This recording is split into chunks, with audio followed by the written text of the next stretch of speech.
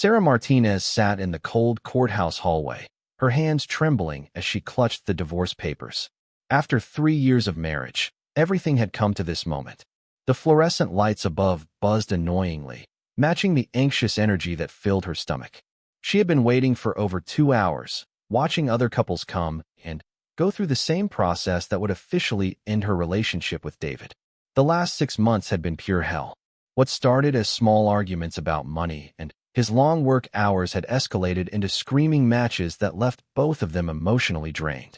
David had become distant and cold, spending more time at the office than at home.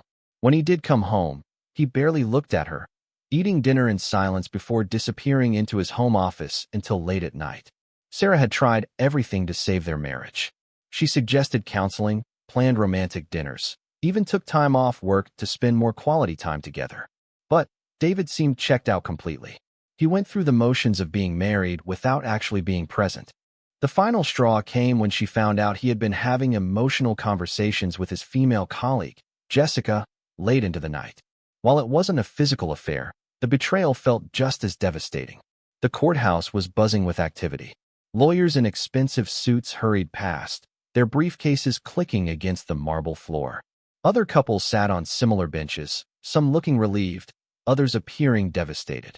Sarah wondered which category she fell into.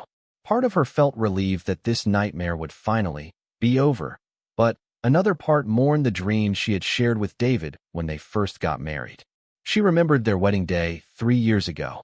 It had been a small ceremony in her parents' backyard, decorated with white roses and fairy lights.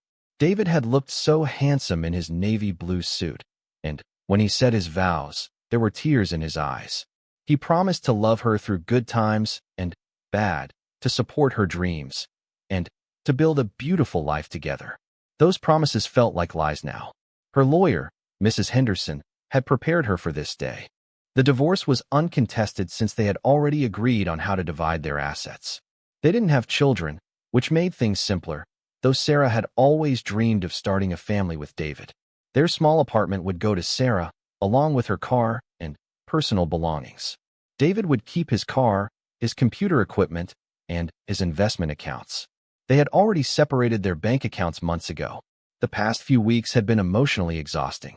Sarah had spent countless nights crying into her pillow, wondering where everything went wrong. Her friends and family had been supportive, constantly reminding her that she deserved better than someone who wouldn't fight for their marriage. Her sister Elena had been particularly helpful, letting Sarah stay at her house whenever the apartment felt too suffocating. Sarah's phone buzzed with a text from Elena asking how things were going. She typed back quickly, letting her know that they were still waiting. Elena had offered to come to the courthouse for moral support, but Sarah felt she needed to do this alone. This was her closure, her chance to finally close this chapter of her life and move forward. As she sat there, Sarah couldn't help but think about all the signs she had missed or ignored. David had been working later and later, claiming big projects at his engineering firm. He stopped asking about her day or sharing details about his own life. Their conversations became purely functional, discussing bills, groceries, and household maintenance. The romance had died slowly, so gradually that she hadn't noticed until it was completely gone. She had tried to bring back the spark. She planned surprise date nights, cooked his favorite meals, and even suggested they take a vacation together. But David seemed annoyed by her efforts, treating them like obligations rather than gifts. When she finally confronted him about the emotional distance, he accused her of being needy and clingy. That conversation had been one of their worst fights, ending with David sleeping on the couch for a week. The discovery of his late-night conversations with Jessica had been accidental. Sarah had been looking for her charger and used David's phone when hers died. The messages were innocent enough individually, but together they painted a picture of an emotional intimacy that he no longer shared with his wife. Jessica knew details about David's feelings and frustrations that Sarah didn't even know existed. They talked about everything from work stress to philosophical questions about life and happiness. When Sarah confronted David about Jessica, he became defensive and angry. He insisted that they were just friends and that Sarah was being paranoid and jealous. But Sarah could see the guilt in his eyes.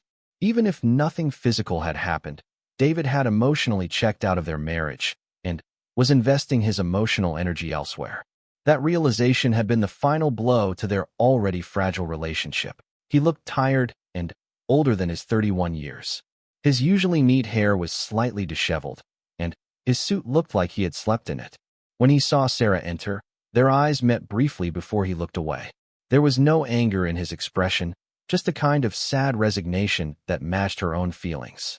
The judge, an elderly woman with gray hair and kind eyes, reviewed their paperwork efficiently. She asked both parties to confirm that they understood the terms of the divorce and that they were entering into this agreement willingly. Sarah's voice cracked slightly when she said yes, the reality of the moment hitting her full force. As the judge spoke about the legal dissolution of their marriage, Sarah felt a strange disconnection from her body. The words seemed to echo from far away, like she was watching someone else's life unfold. She thought about the young woman who had walked down the aisle 3 years ago, full of hope and dreams for the future. That woman had believed in forever. This woman knew that sometimes forever wasn't long enough, and sometimes it was too long. The proceedings were surprisingly quick. Within 20 minutes, the judge had signed the papers and declared their marriage officially dissolved. Just like that, 3 years of shared life, shared dreams, and shared struggles were reduced to legal documents and property divisions. Sarah felt numb as Mrs. Henderson gathered the paperwork and handed her copies of everything. David approached her as they left the courtroom. "Sarah, I want you to know that I'm sorry things ended this way," he said quietly. His voice sounded sincere, and for a moment, Sarah saw a glimpse of the man she had fallen in love with years ago. "I'm sorry too," she replied, meaning it. Despite all the pain and disappointment, she didn't hate David. They had simply grown into people who couldn't make each other happy anymore. "I hope you find what you're looking for." David nodded, his eyes looking slightly glassy. "I hope you do too. You deserve to be happy, Sarah. You deserve someone who appreciates everything you have to offer." They stood there for a moment in awkward silence, both seeming to realize that this was probably the last time they would see each other. There was so much they could say, but somehow words felt inadequate for the magnitude of what they were experiencing. "Take care of yourself," David said finally, turning to walk away with his lawyer. Sarah watched him go, feeling a mixture of sadness and relief wash over her. The relief surprised her. She had been so focused on the pain of the divorce that she hadn't realized how much stress the failing marriage had been causing her. For the first time in months, she felt like she could breathe properly. Mrs. Henderson walked her to the parking garage, discussing some final paperwork that would need to be filed in the coming weeks. Sarah half listened, her mind still processing everything that had just happened. She was officially divorced.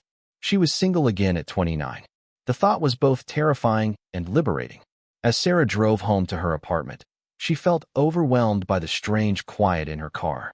For months, she had been consumed by the drama and emotional turmoil of her failing marriage. Now that it was over, she wasn't sure what to do with herself. The silence felt both peaceful and empty. She decided to stop by her favorite coffee shop before going home. The familiar smell of roasted beans and the gentle chatter of other customers felt comforting after the sterile environment of the courthouse. She ordered her usual cappuccino and found a quiet corner table where she could collect her thoughts. Sarah pulled out her phone and sent a text to Elena letting her know that everything was finished. Elena immediately called her back, but Sarah let it go to voicemail. She wasn't ready to talk about it yet. She needed some time to process what had just happened and figure out how she felt about it. The coffee shop was busy with the afternoon crowd. Business people grabbing quick caffeine fixes, students with laptops spread across tables, and friends catching up over lattes. Sarah watched them all, feeling like an observer of normal life rather than a participant. Everyone else seemed to be moving forward with their regular routines, while her entire world had just been officially rearranged. She thought about what came next. The apartment would feel different now that it was officially hers alone.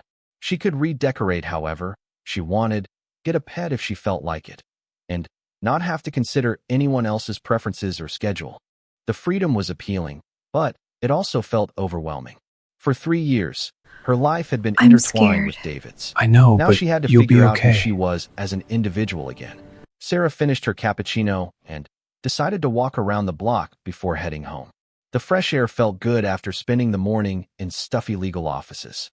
She noticed things she hadn't paid attention to before: a new bakery that had opened, colorful flowers in window boxes, an elderly couple walking hand in hand. Life was continuing all around her, and somehow she needed to find her place in it again. 3 weeks had passed since the divorce was finalized, and Sarah was slowly adjusting to her new reality as a single woman. She had thrown herself into work, staying late at the marketing firm, and taking on extra projects to keep her mind busy. Her colleagues had been supportive, and her boss, Mr. Patterson, had even hinted at a possible promotion if she continued her excellent performance. The apartment felt more like home now that she had rearranged the furniture and added some personal touches. She bought new curtains in a bright yellow that David would have hated, hung up artwork that reflected her taste alone, and even adopted a small tabby cat named Whiskers from the local animal shelter. Having a companion, even a furry one, helped fill some of the silence that had initially felt overwhelming. However, Sarah had been feeling unusually tired lately. She attributed it to the stress of the divorce and her increased workload, but the exhaustion seemed deeper than normal stress fatigue. She was going to bed earlier, but waking up feeling like she hadn't slept at all. Even her morning coffee, which usually gave her energy for the day, wasn't helping much. Elena had noticed during their weekly sister dinners that Sarah seemed pale and listless. "You look exhausted, Sarah. Maybe you should see a doctor," Elena had suggested during their last meal together. "Divorce is stressful, but you shouldn't be this wiped out for this long." Sarah had brushed off the concern, insisting that she was fine and just needed to adjust to her new routine. But deep down, she knew something wasn't quite right. She had also been experiencing occasional nausea, especially in the mornings, which she blamed on the anxiety of starting over with her life. Stress could cause all sorts of physical symptoms, she reasoned. On this particular Thursday morning, Sarah was rushing to get ready for an important presentation at work. She had been preparing for weeks to pitch a new marketing campaign to their biggest client, and today was the day that could make or break her chances for that promotion. She had laid out her best professional suit the night before and prepared her notes until they were perfect. But as she stood in front of her bathroom mirror applying makeup, a wave of dizziness hit her unexpectedly. She gripped the edge of the sink, waiting for it to pass, but instead of subsiding, the dizzy feeling intensified. The room seemed to spin around her, and she felt increasingly nauseous and lightheaded. Sarah tried to sit down on the edge of the bathtub to regain her composure, but the movement made everything worse. Her vision started to blur, and she felt a strange disconnection from her body, as if she was floating outside of herself. The last thing she remembered was reaching out toward the wall for support before everything went black. When Sarah opened her eyes, she was lying on a hospital bed with bright lights shining down on her. A steady beeping sound filled the room, and she could feel something attached to her finger monitoring her pulse. Her head felt foggy, and it took several moments for her to remember what had happened. "Oh good, you're awake," said a kind voice beside her. Sarah turned her head to see a middle-aged nurse with curly red hair checking her charts. "I'm Nancy, and I'll be taking care of you today. You gave your neighbor quite a scare when she found you on your bathroom floor." Sarah tried to sit up, but Nancy gently pressed her shoulder back down.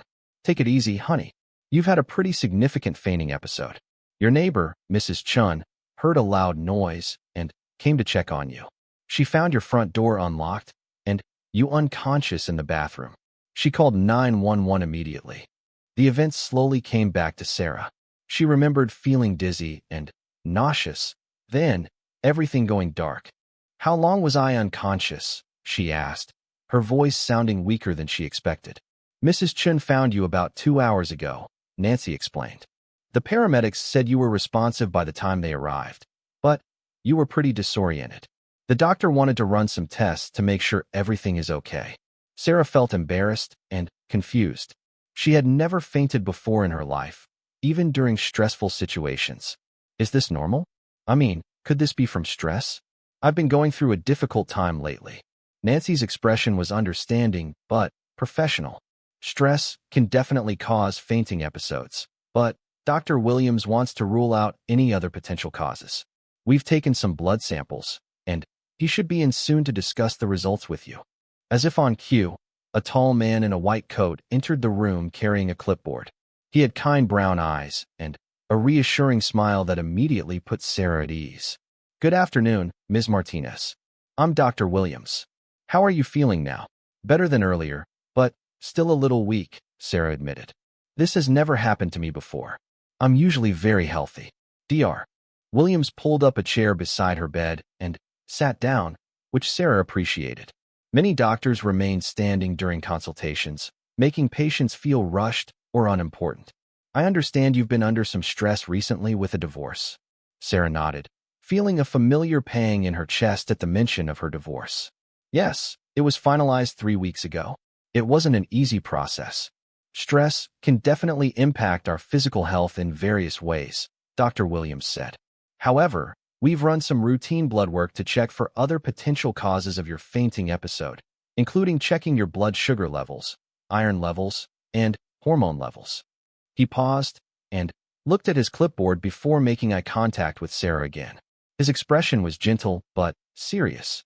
"Ms. Martinez, I need to share some unexpected news with you. According to your blood work, you're pregnant." The words hit Sarah like a physical blow.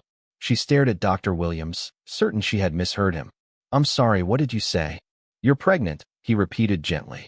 "Based on your hormone levels, I would estimate you're approximately 8 weeks along." Sarah's mind reeled as she tried to process this information. Pregnant? That was impossible. She and David had been having problems for months, and their physical intimacy had been virtually non-existent. They had only been together intimately a few times in the last several months of their marriage, and she couldn't even remember exactly when. "But that's impossible," she said aloud, her voice barely above a whisper. "My husband and I mean my ex-husband and we barely." She trailed off, feeling too overwhelmed to complete the sentence. Dr. Williams waited patiently for her to absorb the news. "I understand this comes as a shock, especially given your recent divorce. Pregnancy can definitely cause fainting episodes, particularly in the first trimester. The hormonal changes and increased blood volume can lead to drops in blood pressure." Sarah's hands automatically moved to her stomach, which still looked completely normal to her. 8 weeks pregnant. That meant the conception had happened during the final, turbulent weeks of her marriage to David. She tried to think back to when they might have been intimate, but those last few months were such a blur of arguments and emotional distance. "Are you certain?" she asked, desperately hoping there might be some mistake. "The blood test is very accurate," Dr. Williams confirmed. "We can do an ultrasound to confirm the pregnancy and get a more precise estimate of how far along you are, if you'd like." Sarah nodded numbly. She needed to see proof before she could fully believe this was real. This couldn't be happening. Not now, when she was just starting to rebuild her life as a single woman. Not when she had finally found some peace after months of turmoil. Nancy wheeled in the ultrasound machine while Dr. Williams prepared the equipment. Sarah lifted her shirt and felt the cold gel on her stomach as the doctor moved the ultrasound wand around. The screen was facing away from her initially, but she could see Dr. Williams studying it intently. "There we are," he said, turning the screen so Sarah could see. "This is your baby." Sarah stared at the grainy black and white image on the screen. She could make out a small, bean-shaped form with what looked like a tiny flickering heartbeat. The reality of the situation suddenly hit her full force. This wasn't a mistake or a false positive test. There was actually a tiny life growing inside her. "The baby appears to be developing normally for 8 weeks, Dr. Williams explained, pointing to various features on the screen. "The heartbeat looks strong and healthy." Sarah felt tears streaming down her face, though she wasn't sure if they were tears of joy, fear, or overwhelming confusion. Everything she thought she knew about her immediate future had just been completely turned upside down. She had been planning her new single life, thinking about dating again someday, maybe traveling, focusing on her career. A baby had never entered into any of those plans. "What are my options?" she asked quietly. Dr. Williams maintained his gentle, professional demeanor. "You have several options to consider. You can continue with the pregnancy, or there are alternatives we can discuss if this timing isn't right for you. This is a very personal decision, and there's no rush to make it today. I would recommend taking some time to process this information and perhaps speaking with someone you trust.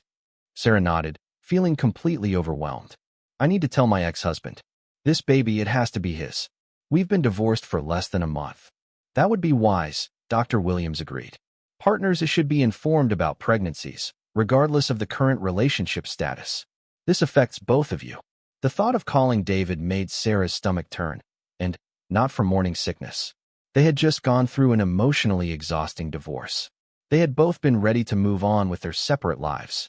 How was she supposed to call him and tell him that they were going to be connected forever through a child? I'd like to keep you for observation for a few more hours, Dr. Williams continued.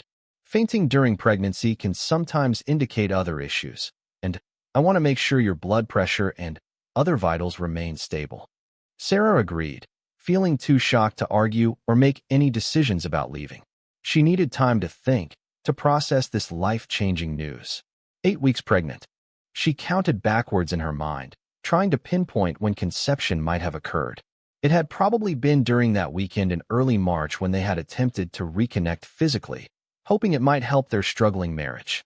It had been awkward and emotionally distant, more like going through the motions than making love, but it had happened. That one attempt at rekindling their romance had apparently created a life. Nancy brought her some crackers and ginger ale to help with any nausea, and Sarah tried to eat something despite her churning stomach.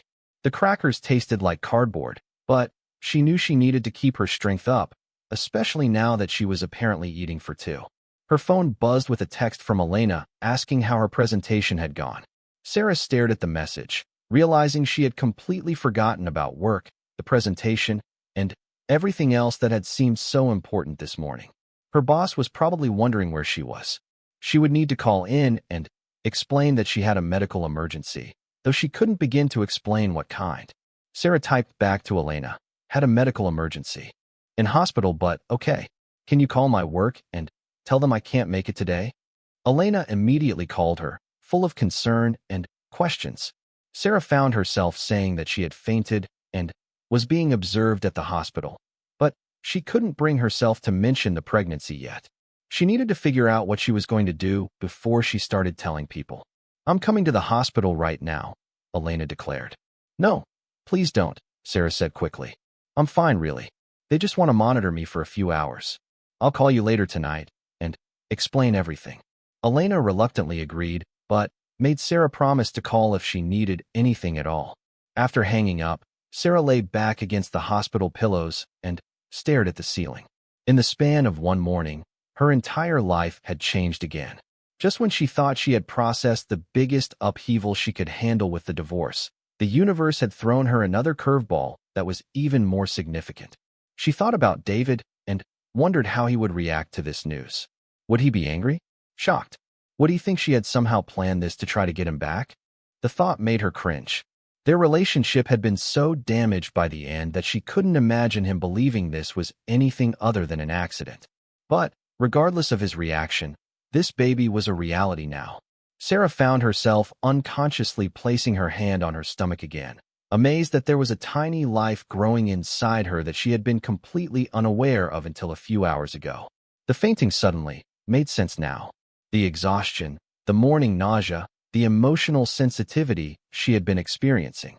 Her body had been trying to tell her something was different, but she had attributed all the symptoms to stress and the major life changes she was going through. As the afternoon wore on, Sarah's vital signs remained stable, and Dr. Williams cleared her to go home with instructions to follow up with an obstetrician if she decided to continue with the pregnancy. He also gave her pamphlets about pregnancy nutrition and what to expect in the coming weeks. Nancy helped her get dressed and arranged for a taxi to take her home since she wasn't supposed to drive after fainting. Take care of yourself, honey, Nancy said warmly. And remember, whatever you decide about this pregnancy, make sure it's the right decision for you. The taxi ride home gave Sarah more time to think. She watched the familiar streets pass by, feeling like everything looked the same, but somehow completely different now that she knew she was carrying a child. Other women on the sidewalks who were clearly pregnant caught her attention in a way they never had before. When she arrived home, Whiskers greeted her at the door with concerned meowing, as if the cat could sense that something significant had happened. Sarah sat on her couch and finally, allowed herself to really think about what being a mother would mean. She had always wanted children someday, but she had imagined it happening within a happy marriage, with a partner who was excited to start a family together. This scenario was nothing like what she had dreamed of. She would be a single mother, raising a child whose father she had just divorced after months of bitter arguments and emotional distance. But, as scary as that prospect was, Sarah found herself feeling a tiny spark of something that might have been excitement. Despite everything that had gone wrong with David, despite the divorce and the upheaval in her life, there was something miraculous about the idea of bringing a new life into the world. She picked up her phone several times to call David, but couldn't bring herself to dial his number. What was she supposed to say? How do you tell someone you just divorced that you're pregnant with their child? There was no good way to deliver that kind of news. Finally, as evening approached, Sarah decided to text David instead of calling. It seemed less confrontational and would give him time to process the news before they had to have a real conversation about it. She typed and deleted several messages before finally settling on. David, I need to tell you something important. Can we meet somewhere to talk? It's about something that affects both of us. Sarah had chosen the small cafe downtown where she and David used to meet during happier times in their relationship. It felt like neutral territory, somewhere public enough that they couldn't have a dramatic scene, but private enough to discuss something as personal as an unexpected pregnancy. She arrived early and chose a corner table where they could talk without being overheard by other customers. Her hands trembled slightly as she stirred her herbal tea, having switched from coffee since learning about the pregnancy yesterday. She had spent the entire night awake, going over different ways to tell David the news. Every scenario she imagined ended badly, with him either accusing her of trying to trap him or walking away completely. She had no idea how he would react, and that uncertainty was almost worse than knowing he would be upset. David arrived exactly on time, looking as nervous as she felt. He had always been punctual, one of the many small habits she had appreciated about him during their marriage.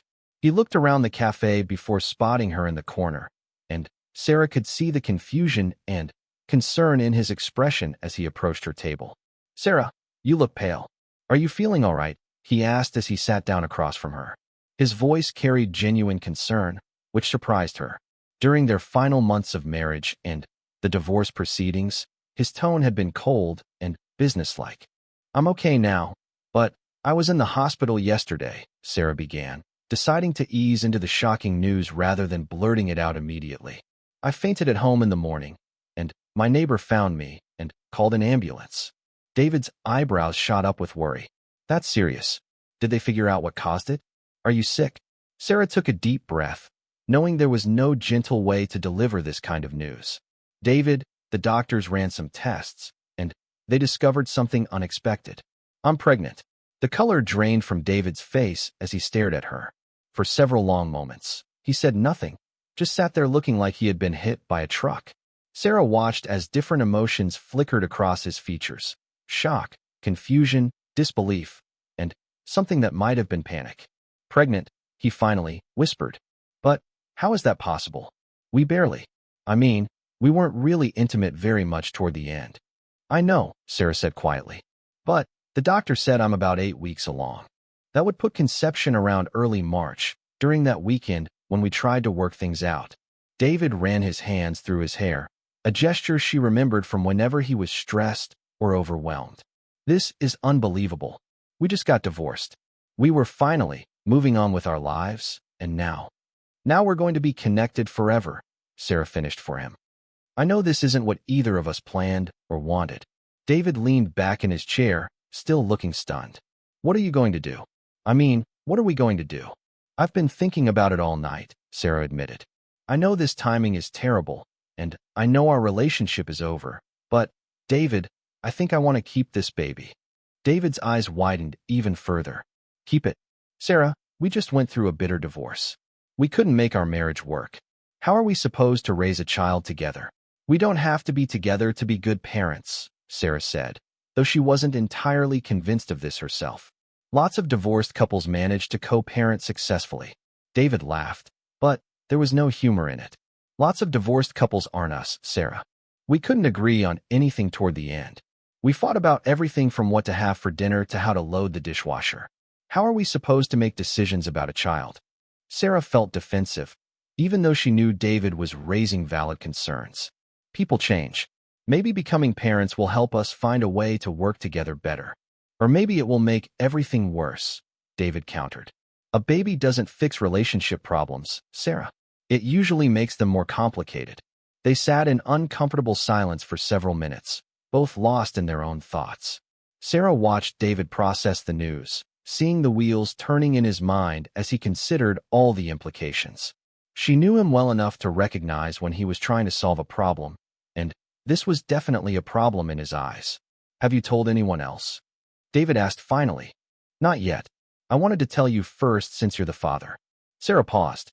Elena knows I was in the hospital, but I haven't told her why yet. David nodded slowly. I need some time to process this. This is not at all what I expected when you asked to meet. I know, and I'm sorry for dropping this on you. But, David, I need to know if you're going to be part of this child's life. I can handle being a single mother if I have to, but this baby deserves to know whether their father wants to be involved. David looked pained by the question. Of course I would want to be part of my child's life.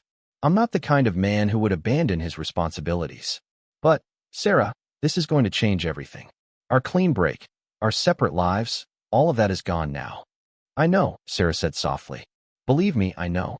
I was just starting to feel like I was moving forward after the divorce, and now everything is upside down again. David ordered a coffee from the passing waitress, needing caffeine to help him think clearly. When she left, he looked back at Sarah with a more serious expression. If you're really considering keeping this baby, we need to figure out how this is going to work. We need to establish some ground rules and boundaries. Sarah felt a small sense of relief that David was at least thinking practically about the situation rather than just panicking or getting angry. What kind of ground rules? Well, for starters, we need to keep our relationship focused solely on the child. No trying to rekindle anything between us. No using the baby as an excuse to get back together. Our marriage is over, and that part of our relationship needs to stay buried. Sarah nodded, though the finality of his statement stung more than she expected. Agreed. This is about the baby, not about us. Second, we need to figure out custody and financial arrangements. I'll support my child financially, but I want a clear legal agreement about visitation and decision-making. That makes sense, Sarah agreed. We should probably get lawyers involved to make sure everything is fair and legal. David looked thoughtful. We should probably wait until you're further along to make any legal arrangements. A lot of things can happen in early pregnancy. Sarah understood what he was implying, but didn't want to think about the possibility of losing the pregnancy. Despite the terrible timing and complicated circumstances, she was already starting to feel protective of the tiny life growing inside her. There's something else we need to discuss, David said hesitantly. I've been seeing someone. Sarah felt like she had been punched in the stomach. You're dating already? We've only been divorced for 3 weeks. It's not serious yet, but Jessica and I have gone out a few times since the divorce was finalized, David admitted, looking uncomfortable. Jessica. Of course it was Jessica, the woman whose emotional intimacy with David had been one of the final nails in their marriage's coffin. Sarah had suspected that David's relationship with his colleague was more than just friendship, and apparently she had been right. How long has this been going on? Sarah asked, trying to keep her voice steady. We didn't go on our first actual date until after the divorce was final, David said defensively. I know you suspected something was happening before, but I swear nothing physical happened while we were still married. Sarah wanted to argue with him about the emotional affair that had preceded any physical relationship, but she realized it didn't matter anymore. Their marriage was over, and David was free to date whoever he wanted. But the timing still hurt, especially now that they were dealing with an unexpected pregnancy. Does she know about the pregnancy? Sarah asked. Not yet. I just found out myself 20 minutes ago. David ran his hands through his hair again. This is going to complicate things with her too. Sarah felt a bitter laugh escape her throat. I'm sorry my pregnancy is going to complicate your new relationship. That's not what I meant, and you know it, David said sharply. This situation is complicated for everyone involved. Sarah realized they were starting to fall back into their old pattern of snapping at each other, which wouldn't help anyone. You're right. That means a lot to me. They spent the next hour discussing practical matters, doctor's appointments, prenatal care, and how they would communicate throughout the pregnancy. David insisted on contributing to medical expenses and wanted to be informed about all important appointments and milestones. "I'd like to come to the ultrasound appointments, if that's okay with you," David said. "I want to be involved in this pregnancy, even if we're not together." Sarah nodded, though the thought of sharing such intimate pregnancy moments with her ex-husband felt strange.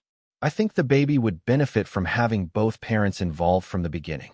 As they prepared to leave the cafe, David looked at her with an expression she couldn't quite read. "Sarah, I need to ask you something, and please be honest. Are you keeping this baby because you think it might bring us back together?" Sarah was quiet for a moment, examining her own motivations honestly. "Part of me probably hoped that might happen when I first found out. But no, David. I'm keeping this baby because I want to be a mother, not because I think it will fix our relationship. I've accepted that we're not right for each other as a couple." David looked relieved. "Good. Because this baby deserves parents who are committed to being good co-parents, not people who are using a child to try to salvage a failed relationship." They exchanged phone numbers, realizing they had blocked each other during the bitter final weeks of their marriage. David promised to call her in a few days after he had time to process everything and figure out how to handle the situation with Jessica. Walking to her car after David left, Sarah felt emotionally drained but oddly hopeful. The conversation had gone better than she had feared. David had been shocked and overwhelmed, but he hadn't rejected the idea of being a father or abandoned his responsibilities. He had been practical and mature about planning for their new reality. That evening, Sarah finally called Elena to tell her the full story. Elena was shocked into silence for several minutes before exploding with questions and concerns. "Are you sure you want to do this alone?" Elena asked. "Being a single mother is incredibly difficult, especially when the father is your ex-husband." "I won't be completely alone," Sarah said. "David wants to be involved, and I have you and Mom and Dad for support. But, Sarah, think about what this means for your future. You were just starting to rebuild your life. Now you'll have a baby to consider in every decision you make." Sarah had thought about little else since discovering the pregnancy. "I know it's going to be challenging, but, Elena, I'm 29 years old. I have a good job, supportive family, and yes, this isn't ideal timing, but when is it ever perfect timing to have a baby?" Elena was quiet for a moment. "Are you sure this isn't just your way of holding on to David?" Sarah had been asking herself the same question. "Honestly, when I first found out, part of me wondered if this might bring us back together. But after talking with him today, I realized that's not what I want anymore. Our problems as a couple weren't going to be solved by having a baby together. So you're really going to do this?" "Yes," Sarah said, and as she said it out loud, she felt more certain than she had since receiving the news. "I'm going to have this baby." Elena sighed. "Then, I guess I'm going to be an aunt. And if you're determined to do this, then you know I'll support you every step of the way." Sarah felt tears of relief and gratitude. Having Elena's support meant everything to her. "Thank you. I'm going to need all the help I can get." Over the next few days, Sarah began the process of accepting her new reality. She made an appointment with an obstetrician, started taking prenatal vitamins, and began reading books about pregnancy and single parenthood. The more she learned about what lay ahead, the more determined she became to give this child the best life possible. David called her 3 days later to check on how she was feeling and to let her know he had told Jessica about the pregnancy. According to David, Jessica had been surprised but supportive, though Sarah wondered if that would last once the reality of the situation set in. "She wants to meet you at some point," David said during their phone call. "She thinks it would be good for all of us to establish a friendly relationship since we'll probably be seeing each other at family events and things involving the baby." Sarah wasn't sure how she felt about that idea, but she agreed it was probably mature and practical. If David was going to be seriously involved with Jessica, then she would likely be part of the baby's life too. "How are you feeling physically?" David asked. "Better than I was last week. The morning sickness isn't too bad yet, and I'm not as tired as I was before I knew what was causing it." "Good. I've been reading about pregnancy, and I know the first trimester can be rough." Sarah was touched that David had been educating himself about what she was going through. "You've been reading pregnancy books?" "Just some articles online. David said, sounding slightly embarrassed. "I want to understand what's happening and how I can be supportive." It was more consideration than David had shown her during their marriage, and Sarah felt a complicated mix of appreciation and sadness. Maybe becoming a father would bring out a better side of David that she had never seen as his wife. As the weeks passed, Sarah began to develop a routine around her pregnancy. She attended doctor's appointments, made dietary changes, and started planning for the major life adjustments that lay ahead. She also began to feel the first stirrings of maternal protectiveness and love for the baby growing inside her. David attended her 8-week ultrasound appointment, and seeing their baby on the screen together was an unexpectedly emotional experience for both of them. Despite their failed marriage and complicated circumstances, they were creating a life together, and that fact felt miraculous. "The baby looks healthy and is developing right on schedule," Dr. Martinez, her obstetrician, told them during the appointment. "The heartbeat is strong, and all the measurements look good." Sarah watched David stare at the ultrasound screen with wonder and something that looked like the beginning of paternal love. Whatever mistakes they had made as a married couple, she believed they could both love this child completely. After the appointment, David walked her to her car. "Sarah, I want you to know that I'm committed to making this work. We may not have been able to save our marriage, but I want us to be the best parents we can be for this baby." Sarah smiled, feeling more optimistic about their future as co-parents than she had since learning about the pregnancy. "I want that too, David. This baby is going to be lucky to have both of us loving them, even if we're not together."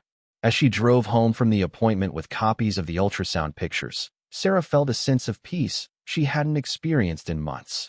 Her life wasn't going according to any plan she had ever made, but maybe that was okay. Sometimes the most beautiful and meaningful things in life came from completely unexpected circumstances. She was going to be a mother. David was going to be a father. Their marriage had failed, but maybe they could succeed at being parents. And maybe, just maybe, this little baby would bring more joy and purpose to her life than she could currently imagine. She hit send before she could change her mind, then immediately felt her heart racing as she waited for his response. Within minutes, her phone buzzed with his reply. "Is everything okay? What's going on?" Sarah stared at his message, knowing that after she told him about the pregnancy, nothing would ever be okay or simple between them again. Their clean break, their fresh starts, and their separate futures were about to become permanently intertwined in the most significant way possible. When she finally arrived home, the apartment felt different somehow. Lighter maybe, or less tense. The absence of David's belongings, which had been gradually removed over the past few weeks, was now officially permanent. His side of the closet was empty, his books were gone from the shelves, and his coffee mug no longer sat in the dish drainer. Sarah sat down on her couch and, finally, allowed herself to cry. Not the angry, frustrated tears she had shed during their fights, but sad, cleansing tears for the end of something that had once been beautiful. She cried for the dreams that wouldn't come true, for the future they had planned together, and for the love that had slowly died despite both of their efforts to save it. After a good cry, Sarah felt strangely better. She made herself a simple dinner and decided to call Elena back.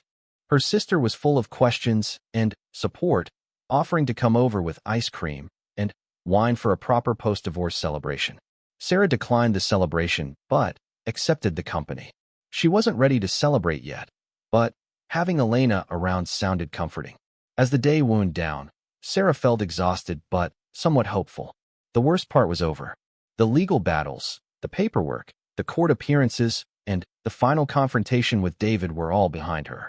Now she could focus on building a new life for herself, one where she was valued and appreciated. She had her job at the marketing firm, which she loved and was good at. She had supportive friends and family. She had her health, her independence, and now she had the legal freedom to move forward without looking back. It wasn't the life she had planned, but it was still a life full of possibilities. Sarah went to bed that night feeling more peaceful than she had in months. Tomorrow would be the first day of her new life as a single woman. She had no idea what adventures or challenges lay ahead, but for the first time in a long time, she was curious to find out rather than afraid.